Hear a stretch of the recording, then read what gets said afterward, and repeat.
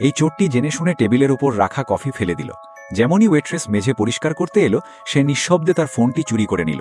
এরপর কাপড় ধোয়ার বাহানা করে সে দ্রুত ওয়াশরুমে চলে গেল।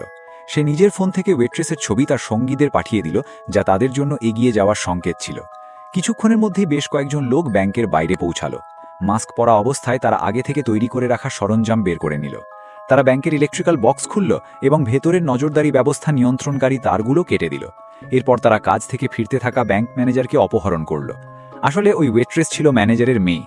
জিমি ফোনে তাকে হুমকি দিল, যদি সে সামান্যতম বাধা নেওয়ার চেষ্টা করে তবে তার মেয়েকে গুলি করে দেওয়া হবে। মেয়ের প্রাণ বাঁচাতে ম্যানেজারের কাছে আদেশ মানা ছাড়া আর কোনো পথ ছিল না। সে নিঃশব্দে ব্যাংকের ভল্ট পর্যন্ত নিয়ে গেল, কিন্তু সে নগদ টাকায় ঠাসা সিন্দুকগুলো খুলতে পারল না, কারণ সেগুলোর চাবি গ্রাহকদের কাছে ছিল।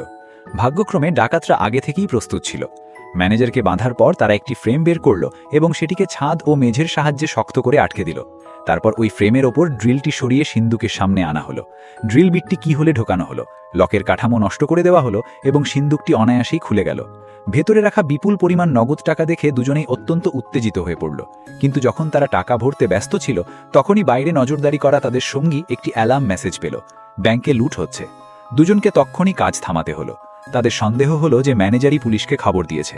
তারা দেখল যে সে তার হাত শক্ত করে মুষ্টিবদ্ধ করে রেখেছে, তাই তাদের মনে হলো সে হয়তো কোনো ছোট কমিউনিকেশন ডিভাইস লুকিয়ে রেখেছে। কিন্তু যখন তারা তার হাতের তালু খুলল, তখন ভেতরে কন্ডম বেরোলো।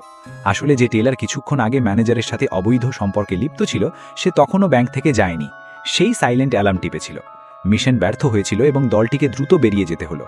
বাইরে থাকা লুটেরারা গাড়ি থেকে আঙুলের ছাপ মুছার জন্য ডিসইনফেক্ট্যান্ট ব্যবহার করল এবং তারপর ব্যাংকের পেছনের দরজা থেকে তাদের দুই সঙ্গীকে তুলে নিল। যদিও সময় কম ছিল, তবুও তারা $1 মিলিয়ন নিয়ে পালাতে সফল হলো।